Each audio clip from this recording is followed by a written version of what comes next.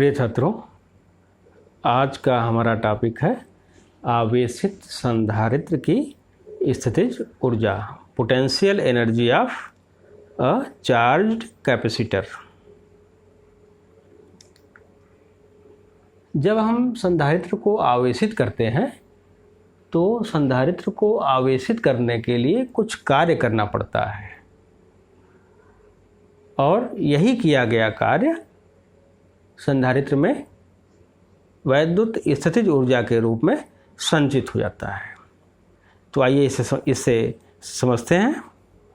माना कि किसी संधारित्र को आवेशित किया जा रहा है और इसी क्रम में, ठीक है, कोई संधारित्र है, उसकी धारिता C है, उसका अंतिम विभव V है और अंतिम आवेश Q है।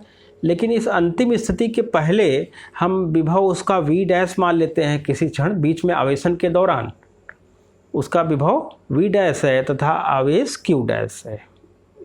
ठीक है, हमने माना कि C धारिता के किसी संधारित्र को आवेशित करते समय किसी क्षण जब उस पर आवेश Q' है तब उसका विभव V' है।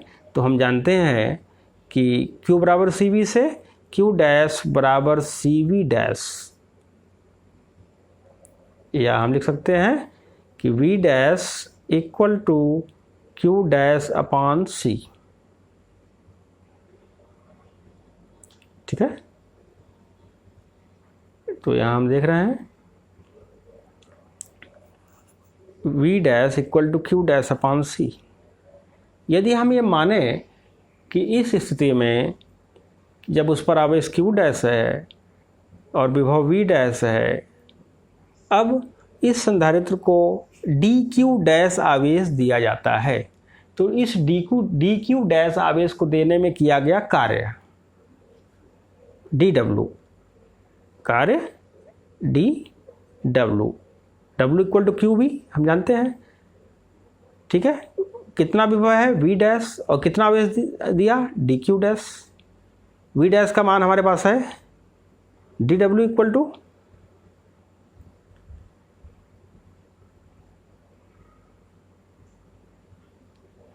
V' dQ, that is dW equal to V' का मान रख दिया, ऊपर यहाँ पे मान लिखा हुआ है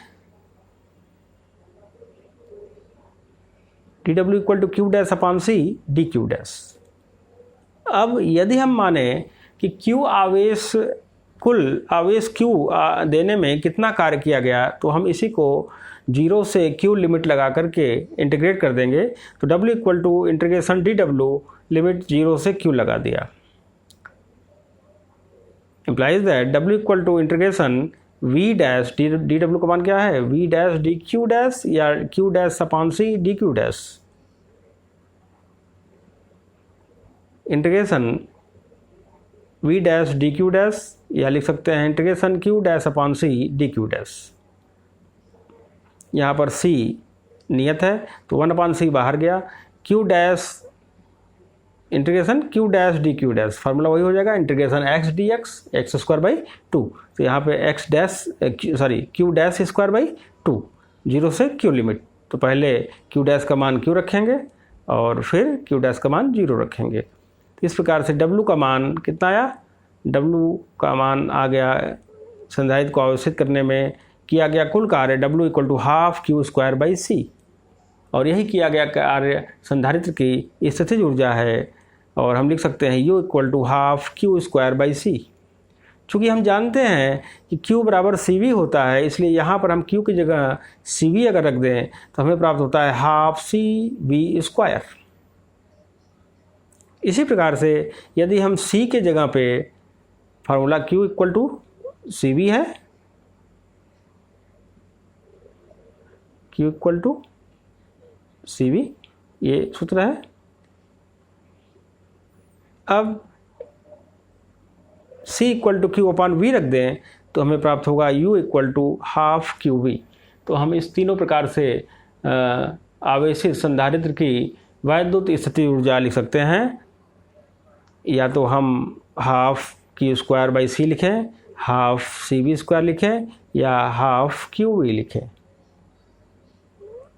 इन पदों में हम संधारित्र की स्थितिज ऊर्जा को व्यक्त कर सकते हैं। आइए अब हम समझते हैं कि आवेशित संधारित्र की प्लेटों के बीच ऊर्जा घनत्व क्या होता है। मतलब ऊर्जा घनत्व का मतलब है प्लेटों के बीच संधारित्र की जो स्थितिज ऊर्जा है, वैद्युत स्थितिज ऊर्जा है, वो किस रूप में रहती है? वह प्लेटों के बीच वैद्युत क्षेत्र के रूप में रहती है। ठीक है, प्लेटों के बीच के क्षेत्र में वैद्युत क्षेत्र के बीच में रहती है। तो एकांक आयतन में जितनी ऊर्जा होगी उसे हम ऊर्जा घनत्व कहेंगे। और ये ऊर्जा जो हमने प्राप्त किया, ये तीनों फार्मूला जो प्राप्त किया, ये पूरी कुल ऊर्जा का सूत्र है। और एकांक आयतन में जो ऊर्जा होगी उसे हम ऊर्जा घनत्व कहेंगे। अर्थात इस ऊर्जा को, ये इन सूत्रों को हम आयतन से डिवाइड करेंगे। हम जानते हैं कि संधारित्र की वैद्युत स्थितिज ऊर्जा U बराबर हाफ CV²। अगर समांतर पट्ट संधारित्र की बात करें, निर्वात जिनके प्लेटों के बीच में निर्वात है, तो उसकी धारिता C बराबर ε0 A/D, यहाँ मान रख दिया गया। V इक्वल टू ED हम जानते हैं, ये वैल्यू यहाँ रख दी गई। और इस प्रकार से संधारित्र की ऊर्जा प्राप्त हुई 1/2 ε0 E² A × D। ये संधारित्र की ऊर्जा को ही हमने लिखा। अब ऊर्जा घनत्व की बात आ गई, तो ऊर्जा अब बटे आयतन। यहाँ देखिए संधारित्र की दो प्लेटें दिखाई गई हैं जिनका क्षेत्रफल कितना है, A आप देख रहे हैं, और इनके बीच की दूरी क्या है, D। तो ये आयतन पूरा हो जाएगा, प्लेटों के बीच पूरा आयतन, वो क्षेत्रफल A × दूरी D। तो A × D इसका आयतन होगा। तो यदि हम ऊर्जा U को आयतन से डिवाइड कर दें, तो ऊर्जा के लिए यहाँ सूत्र लिखा हुआ है, हाफ ε0 E² AD अपान आयतन A × D से डिवाइड कर दिया, तो ऊर्जा घनत्व प्राप्त हो गया। स्मॉल u से यहाँ दिखा रहे हैं हाफ ε0 E²।